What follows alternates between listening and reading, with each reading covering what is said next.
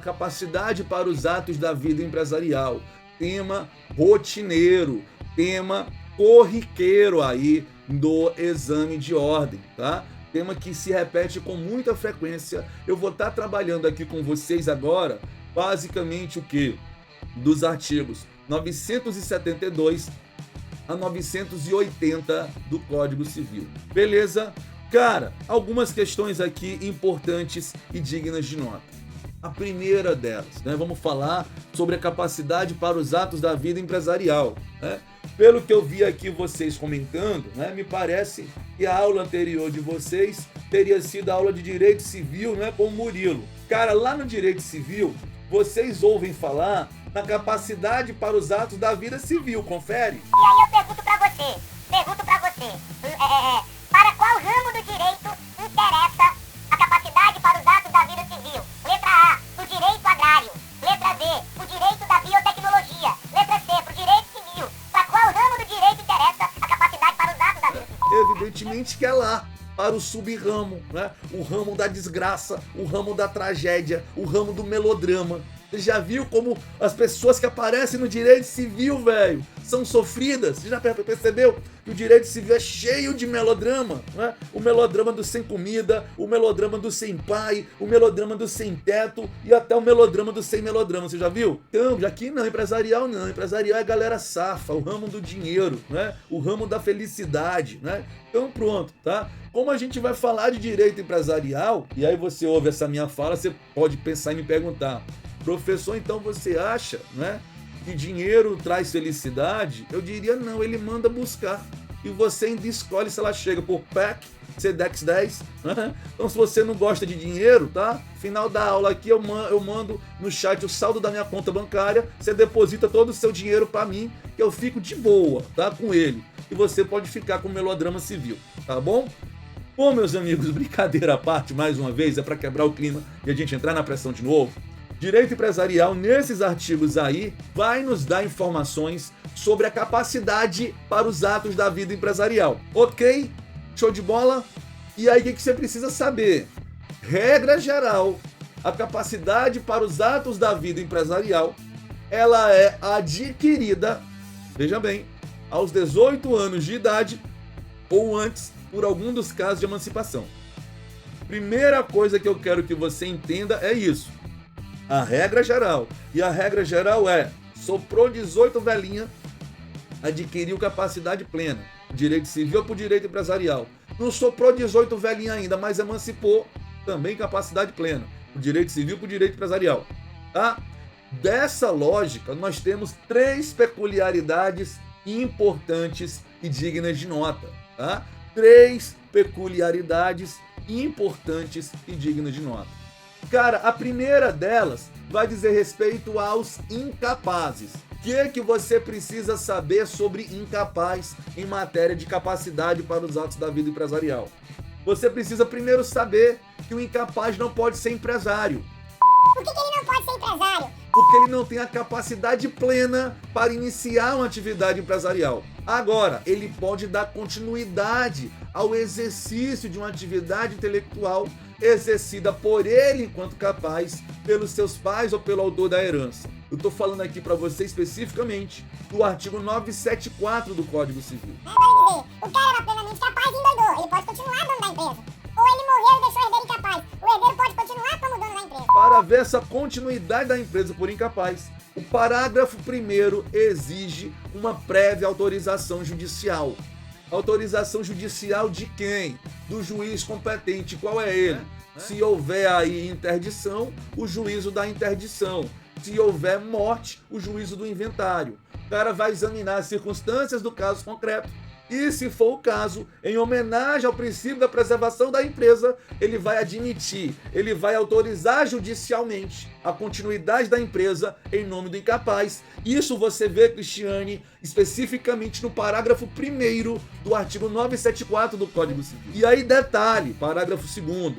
Se o juiz der a continuidade da empresa, os bens pessoais do incapaz não podem sofrer os resultados inerentes à atividade empresarial. Os bens pessoais dele ficarão protegidos, com ele respondendo apenas com os bens que ele recebeu da atividade empresarial. Tá? Então, o incapaz, ele não pode ser empresário, ele pode continuar o exercício da empresa. Agora, olha que interessante, ele pode ser sócio. E o que precisa para ele ser sócio? É o que a gente tem no parágrafo 3º do Código Civil, tá? E, cara, o que eu for dizendo aqui, você vai abrindo e vai lendo para você ir me acompanhando e pegando os atalhos para sua prova. E que eu tenho lá no parágrafo 3º, as 3 condições que eu preciso atender para que o incapaz possa participar de uma sociedade na condição de sócio. Primeiro requisito, qual é? Tomem nota aí. É esse incapaz estar devidamente representado ou assistido no contrato social. A depender da incapacidade dele, né, absoluta ou relativa, ele precisa estar representado ou assistido. Tá? Então, o primeiro requisito é esse. Ele deve estar devidamente assistido ou representado. Segundo requisito, qual é? Qual é o segundo requisito? O segundo requisito é esse sócio não ser nomeado administrador da sociedade. O incapaz, ele não pode ser nomeado administrador da sociedade. E aí, olha que interessante, hein? De tabela aqui. O sócio pode ser incapaz, mas o administrador, o diretor, o presidente, CEO não. Ele precisa sempre da capacidade plena. Ao incapaz é vedado, enquanto ele estiver na condição de incapaz, ser nomeado administrador da sociedade. Beleza com a segunda? Vamos à terceira característica. Qual é? Meus amigos, a terceira característica é o incapaz ter a chamada responsabilidade limitada. Ele não perder bens pessoais por débitos empresariais. Tá? Ele não perder bens pessoais por débitos empresariais. E aí eu preciso que os senhores, as senhoras e as senhoritas deem uma estudada, deem uma memorizada nos 2 principais artigos de direito societário para a prova da OAB, que é o conceito de responsabilidade limitada na LTDA e de limitada na SA. O artigo 1052 do Código Civil nos dará o conceito de responsabilidade dos sócios na sociedade limitada. E o da SA é o 1088. 1052 mostra a responsabilidade limitada na LTDA, o 1088 mostra a responsabilidade limitada na SA. Qual a diferença básica aqui? A diferença básica é que na LTDA, a responsabilidade limitada, ela só será alcançada com a integralização do capital social. Ou seja, com o pagamento integral do capital social. Beleza? Show de bola? Na LTDA, a responsabilidade limitada, ela decorre da integralização do capital.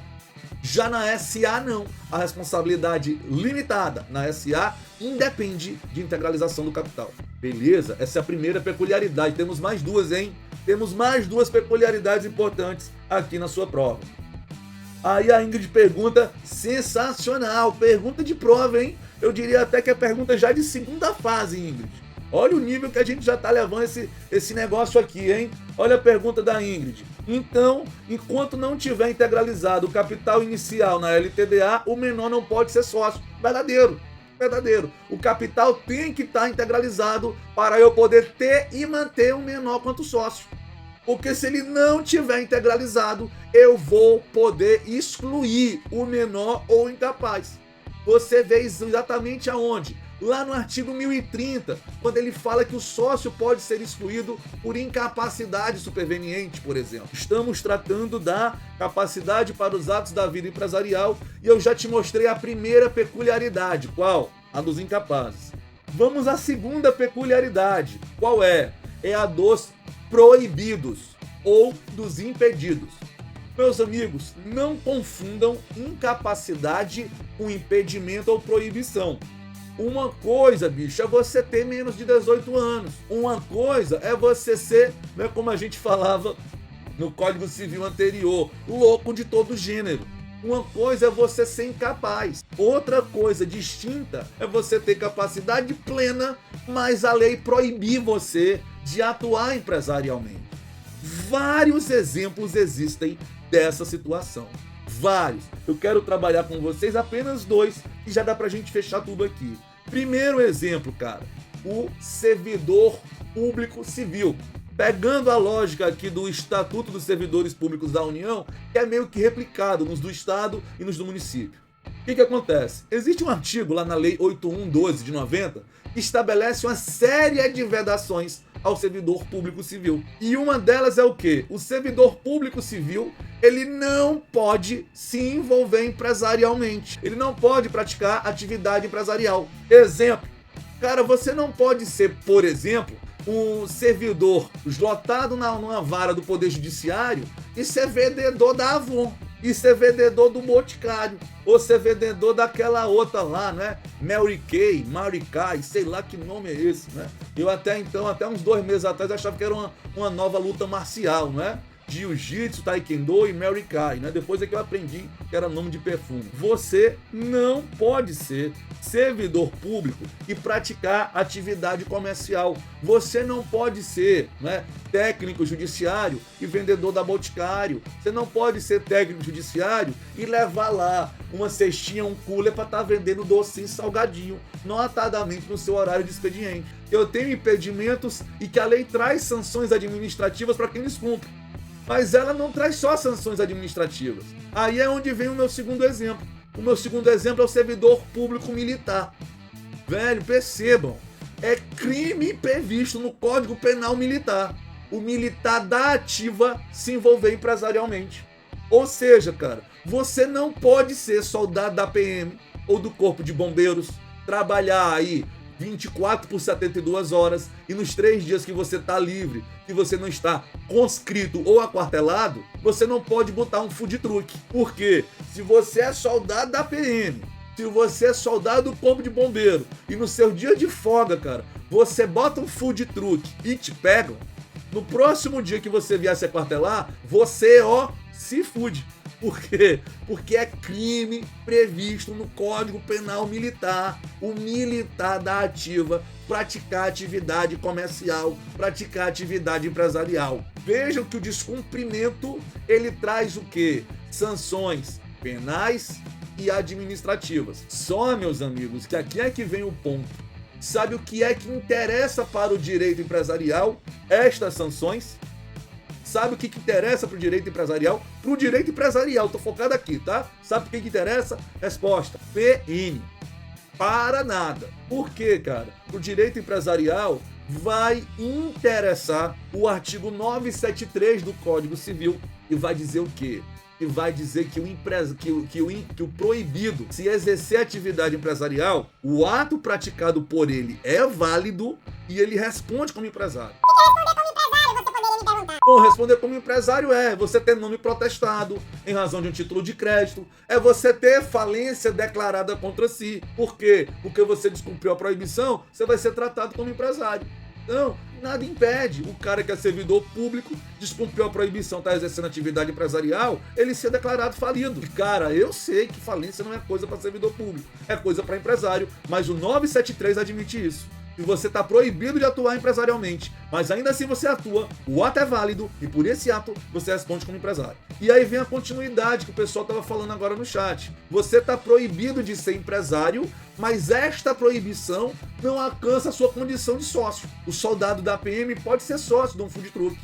O técnico judiciário pode ser sócio, né, de uma sociedade que vai vender Avon. Porque aí quem é empresário é a sociedade, não o sócio. Para tanto, esse cara que está proibido, ele não pode ser o administrador, ele não pode ser o cara que assina a caneta da sociedade, ele não pode. Mais do que isso, ele precisa estar com a responsabilidade limitada, igual a situação do incapaz que a gente narrou agora há pouco. Tem ainda o terceiro ponto para a gente partir aqui para as questões. O terceiro ponto é os casados, as pessoas que contraíram matrimônio, sujeito que é casado. Qual é a peculiaridade que eu tenho para ele na condição de empresário individual? Você não precisa morrer de amores pelo direito civil, você não precisa conhecer o direito civil por completo para saber muita coisa do direito civil que a gente acaba aprendendo por conviver em comunidade. Imagina o seguinte, fulaninho de tal, casado com fulaninha de tal, pretende vender um imóvel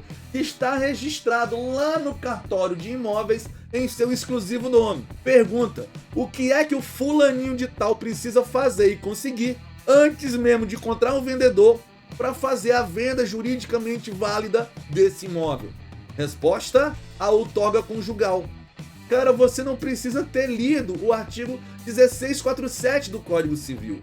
Você sabe disso, porque já viu um pai, um irmão, um parente, né, que é casado e que precisou da outorga conjugal, da assinatura do cônjuge para poder aquela venda ser feita. Porém, cara, aqui no direito empresarial, vige o quê? Vige o artigo 978 do Código Civil. Ele vai dizer assim, ó, o empresário casado, já começa por aí. E o único empresário que pode casar é o empresário individual. Sociedade não casa, ela no máximo constitui grupo econômico. Ou você já viu, por exemplo, o Banco do Brasil chegar pra Petrobras e dizer, ó... Ei, tio, eu tô ligado no teu dedinho, hein? E aí a Petrobras volta e diz... Então é de Chico, eu tô ligado no amarelinho. Pessoa jurídica não casa, velho. Pessoa jurídica não é cruz de ninguém. Tá? Então me ajuda. Empresário casado, independentemente do regime de bens, ele poderá vender o patrimônio imóvel da empresa ou aliená-los, né, gravá-los de ônus real e sem precisar da outorga conjugal. É o que nos mostra o 978 do Código Civil. Num exemplo de caso concreto, para você entender, imagina o seguinte: você está diante do sujeito que é empresário e ele tem 2 imóveis. O primeiro deles, imagina um imóvel onde ele mora com a família. O segundo deles, a sua loja. Esse imóvel que ele mora com a família, o regramento dele vai ser o do Código Civil, do Direito Civil. Precisa da outorga conjugal para vender. Já esse outro aqui, inerente à loja onde ele atua, onde ele exerce atividade empresarial, para esse bem, nós vamos usar o 978, com a possibilidade de vendê-lo sem precisar de outorga conjugal. E, cara, para a sociedade entre cônjuges, a gente tem o artigo 977 do Código Civil, que vai dizer o seguinte: facultam-se aos cônjuges contrair sociedade entre si ou com terceiros, desde que eles não estejam no regime da comunhão universal ou no regime da separação de bens. Isso significa, dentre outras coisas, o quê? Toda vez que você for montar uma sociedade contratual, uma LTDA, por exemplo, com o seu cônjuge, você precisa se atentar ao regime de bens. Porque se você estiver casado no regime da comunhão universal ou no regime da separação obrigatória, você não poderá montar uma LTDA com seu cônjuge. Você vai ter que montar uma SA. Porque a SA, ela não tem contrato, ela não é uma sociedade contratual, ela é uma sociedade anônima. E isso é o que a gente vê no artigo 977 do Código Civil. Olha aí, vem comigo, questão do 5º exame. Em relação à incapacidade e proibição para o exercício da empresa, assinale a alternativa correta. Né? Assinale a alternativa correta. Letra A. Caso a pessoa proibida de exercer atividade empresário praticar tal atividade, deverá responder pelas obrigações contraídas, podendo até ser declarada falida. Letra A, logo de cara, é o item a ser marcado nesta questão. Vamos para as outras. Letra B. Aquele que tenha impedimento legal para ser empresário está impedido de ser sócio ou acionista de uma sociedade empresária. Veja, você não pode confundir, não é? Como a gente falou, impedimento com incapacidade, né? Você não pode confundir isso. E além disso, o impedimento para empresário não repercute na situação do impedimento da possibilidade de ser sócio. Nós vimos aqui, o servidor público ele está impedido para ser empresário, né? Mas ele não está impedido de ser sócio. Tá? Letra C. Entre as pessoas impedidas de exercer a empresa está o incapaz, que não pode exercer tal atividade. Cara, o incapaz ele não está proibido, ele não tem a capacidade. Como a gente está falando, né? Não confunda incapacidade com impedimento ou proibição, até porque, como a gente viu, no artigo 974 do Código Civil, o incapaz ele pode continuar o exercício da empresa. O que ele não vai poder fazer é iniciá-lo. Ok, galera? Show de bola? Tranquilidade? Aí, olha só, né, como eu costumo dizer, em toda questão de prova, sempre tem uma questão, bicho, que é o absurdo, né? Sempre tem uma questão que é um absurdo. Repara, primeira questão, letra A aí, 2 linhas. Segunda questão, letra B, 1,5 linha. Terceira questão, letra C, pouco mais de 1 linha. Aí vem a letra D, ó, 500 mil linhas, né? 500 mil linhas. Velho, como diz aí, né, o professor de redação da época do vestibular, da época do Enem, né? Escreva o mínimo possível, porque quanto mais você escrever, maior é a chance que você tem de errar. E é o que a gente tem aqui no item B, olha só. Por se tratar de matéria de ordem pública e considerando que a continuação da empresa interessa a toda a sociedade, quer em razão da arrecadação de impostos, quer em razão da geração de empregos, parece quase um discurso de político, né? Parece quase um discurso de político, vírgula. Caso a pessoa proibida de exercer atividade empresarial o faça, poderá requerer a recuperação judicial. Cara, vê só, qual é a serventia que tem nessa prova? Da frase até aqui, ó. Qual é a serventia dessa prova, dessa informação aqui? É só para cansar você a leitura. Se você tirar isso, não faz falta. Caso a pessoa proibida de exercer atividade empresarial o faça, poderá requerer recuperação judicial? Pode não. Meus amigos, existe um artigo na Lei 11.101 que vai estabelecer quais são os requisitos que o empresário precisa atender para ele poder requerer a recuperação judicial. E o primeiro requisito, logo, é o empresário estar em exercício regular há mais de 2 anos. Resultado, o cara que está proibido de exercer atividade empresarial, justamente porque está proibido, ele não pode se registrar na junta comercial. Então ele jamais atuará em caráter regular. Tá? Letra A, portanto, é o item a ser marcado aí. Vamos à próxima questão agora, ó, do 9º exame. Essa tá pequenininha, dá para eu mudar aqui de posição, ó. Isso não é feitiçaria, isso é tecnologia. Vambora. 9ª questão, olha só. Sobre o exercício da empresa por incapaz, 974 na cabeça, né? Aliás, 974 na cabeça. Assinale a afirmativa correta. Queremos a correta. O incapaz deve estar representado ou devidamente assistido, até aqui tá verdadeiro, ter no mínimo 10 anos de idade, aí já errou, não é? Não há um limite para essa idade, e ser autorizado pelo Registro Público de Empresas Mercantis, a junta comercial. Não, a autorização para o incapaz continuar a empresa é dada pelo juiz, tá? Portanto, letra A, falsa aqui no caso concreto. Vamos à próxima. Os bens que o incapaz já possuía ao tempo da incapacidade ou da interdição ficam sujeitos aos resultados da empresa, desde que estranhos ao acervo dessa. Completamente equivocado aqui, tá? Na verdade, cara, os bens do incapaz não sofrerão os efeitos inerentes aos resultados da atividade empresarial. Tá? Se a atividade empresarial teve prejuízo, eu não vou poder só por isso e tentar buscar e salvar esse prejuízo no patrimônio pessoal do incapaz, como eu posso fazer, por exemplo, quando eu estou diante do empresário individual plenamente capaz. Tá? Então, o erro está aí quando ele diz que não ficam sujeitos. Ficarão sujeitos. Letra C. O alvará de autorização e a eventual revogação desse serão inscritos ou averbados no Registro Civil de Pessoas Naturais e publicados na imprensa oficial. Serão inscritos e averbados no Registro Civil das Pessoas Naturais e publicados na imprensa oficial. Meus amigos, uma perguntinha aqui para você.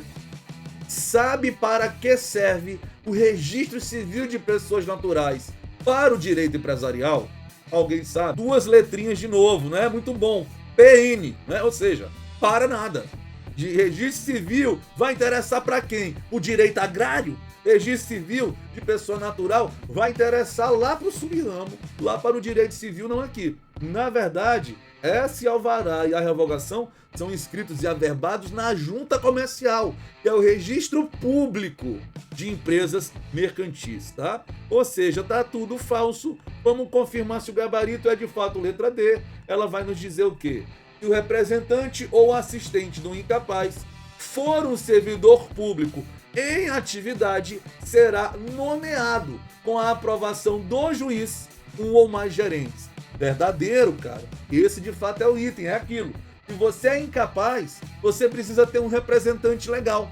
Só que muitas vezes esse representante legal ele pode ser servidor público. Resultado, o que acontece? Como o servidor público está proibido de ser administrador, vem o 975 e diz que nesse caso, junto com o juiz, se nomeiam gerentes aí para atuar em favor, né, do incapaz na continuidade da empresa. Portanto, essa questão de fato, gabarito, letra B.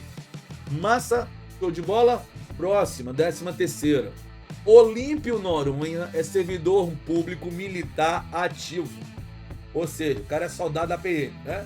E concomitantemente exerce pessoalmente atividade econômica organizada sem ter a sua firma inscrita na junta comercial. Nem conseguiria ter, não é? Já que ele está proibido de atuar empresarialmente. Em relação às obrigações assumidas por Olímpio Noronha, assinale a alternativa correta. Cara, aqui a gente não precisa sair comentando item por item, né? Porque se você ler aí, ó, o examinador ele tá só brincando com as alternativas. A alternativa correta aqui, com base no artigo 973 do Código Civil, é o quê? Letra A. São válidas tanto as obrigações assumidas no exercício da empresa, porque ele vai responder como empresário, quanto as estranhas a essa atividade, porque como Olímpio Noronha é servidor público, ele já deve ser considerado plenamente capaz, se não pela idade por emancipação, o que vai dar também validade aos atos que esse cara praticar fora da atividade. E por elas, a Olímpio Noronha responderá ilimitadamente. Meus amigos, responsabilidade ilimitada significa que você vai poder perder bens pessoais por débitos empresariais. Já a responsabilidade limitada é o inverso.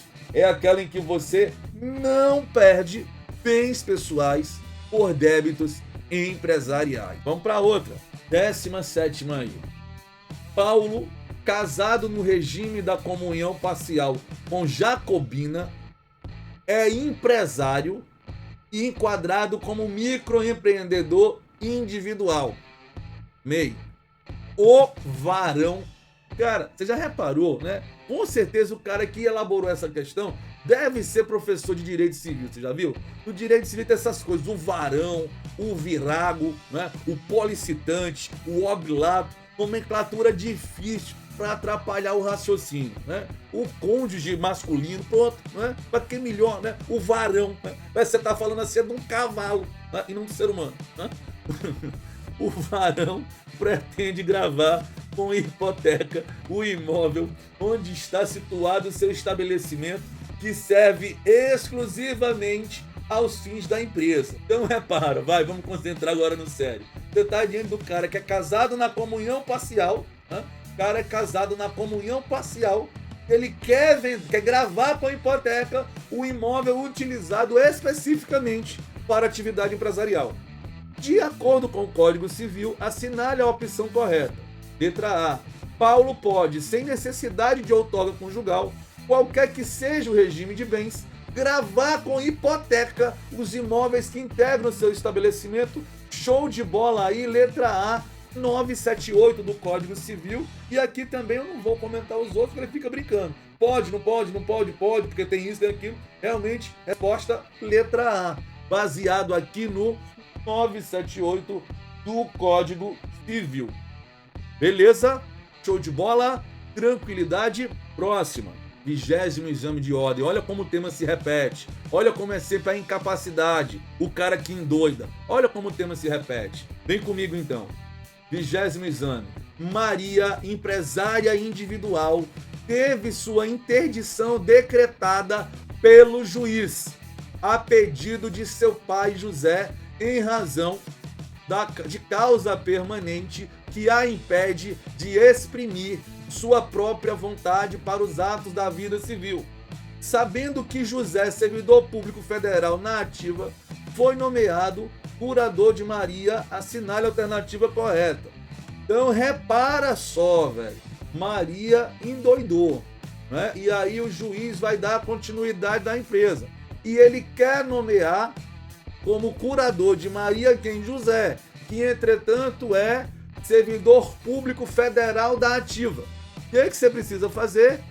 974, 975 para a gente examinar. Vamos lá. Letra A. É possível a concessão de autorização judicial para o prosseguimento da empresa de Maria. Aqui está verdadeiro. 974, caput. Porém, diante do impedimento de José para exercer atividade de empresário, este nomeará, com a aprovação do juiz, um ou mais gerentes. Letra A é o item a ser marcado aqui, baseado justamente nos artigos 974 e 975. Vamos aos erros das outras. Vem comigo. Letra B, olha aí. A interdição de Maria por incapacidade traz como efeito imediato a extinção da empresa. Vimos que não. Ficou incapaz, a atividade empresarial vai ficar suspensa até que haja a sua substituição ou a autorização dada pelo juiz para a continuidade. Isso, né? Fim razão do princípio da preservação da empresa. Então, não tem extinção hoje por incapacidade, não. Cabendo a José, na condição de pai ou curador, promover a liquidação do estabelecimento. Não vai ter essa extinção imediata, não, por força da possibilidade, justamente, da atividade continuar em nome da incapaz. Letra C. É possível a concessão de autorização judicial para o prosseguimento da empresa de Maria, antes exercida por ela enquanto capaz, devendo seu pai José, como curador e representante, assumir o exercício da empresa. E isso só seria possível se ele não fosse servidor público, né? Se José fosse qualquer outra coisa, né? O cara é advogado, né? E foi pai da Maria e foi nomeado. Aí ele poderia assumir o exercício da empresa na condição de curador e representante. Mas como no caso concreto ele é servidor público e o servidor público está impedido, vai ter que ser necessariamente nomeado um gerente. 975 do Código. E letra D. Poderá ser concedida a autorização para prosseguimento da empresa de Maria. Não pode, a gente já viu. Porém, ficam sujeitos aos resultados da empresa os bens que Maria já possuía ao tempo da interdição, tanto os afetados quanto os estranhos ao acervo daquela. Não, meus amigos. Não. Tá falso também isso aqui. E aí, deixa eu chamar a atenção para isso, para que você não se perca, né, numa questão assim bem elaborada. Repare bem, o empresário individual, ele vai ter a chamada responsabilidade ilimitada. Isso significa dizer o quê? Ele vai poder perder bens pessoais por débitos empresariais. Agora, se você se tornar incapaz, os seus bens pessoais ficarão protegidos. Os seus bens pessoais não sofrerão os resultados sujeitos à atividade empresarial, apenas os bens vinculados à própria atividade. E é o que mostra aí, portanto, o erro do item D dessa questão que nós estamos examinando e que foi utilizada aí no 20º exame de ordem. Letra A, portanto, galera. Próxima questão. Olha de novo, cara, mesmo tema. Você vê como as coisas se repetem. Olha aí. Álvares Florencio tem um filho relativamente incapaz e consulta você como advogado ou advogada para saber da possibilidade de transferir para o filho parte das cotas que possui na sociedade empresária Redenção da Serra Alimentos Limitada, cujo capital social se encontra integralizado. Apoiado na disposição do Código Civil sobre o assunto, você respondeu o quê? Então o questionamento é: pô, eu tenho um filho que é incapaz, eu posso entregar minhas cotas para ele? Ele pode se tornar sócio comigo? Vamos ver o que a gente tem aqui, né? Nas respostas para encontrar a correta. Letra A. É permitido o ingresso do relativamente incapaz na sociedade, bastando que seja assistido pelo seu pai no instrumento de alteração contratual. Cara, esse item, nossa não, mas ele tá falso. Tem que estar assistido? Vai ter que estar, mas esse não é a única condição, como ele coloca lá, o bastando que esteja. Tem que estar assistido, mas não é só isso. Letra B. Não é permitida a participação de menor, absoluta ou relativamente incapaz, na sociedade, exceto em tipos de sociedade anônima. Falso, cara. Eu posso ter menor na limitada também, relativo ou absolutamente incapaz. Respeitou o 974, parágrafo 3º, já era. Letra C. Não é permitida a participação de incapaz, mesmo que esteja representado ou assistido, salvo se a transmissão das cotas se der em razão de sucessão e causa mortes. Não, meus amigos, ele pode. Participação de incapaz é regulamentada no artigo 974, parágrafo 3º, por exclusão. Só nos resta aí o quê? O item D, que vai nos dizer, vamos conferir. É permitido o ingresso do relativamente incapaz na sociedade, desde que esteja assistido um instrumento de alteração contratual, devendo constar a vedação do exercício da administração da sociedade por ele. É isso, nós vimos aqui. O incapaz ele tem que estar devidamente representado ou assistido. Ele não pode ser administrador. E onde é que você vai ver o incapaz numa sociedade? Numa sociedade anônima e numa limitada. E olha o caso concreto da sociedade qual é. Redação de Serra Alimentos LTDA. Então, esse de fato é o item a ser marcado aqui nessa questão. Show de bola?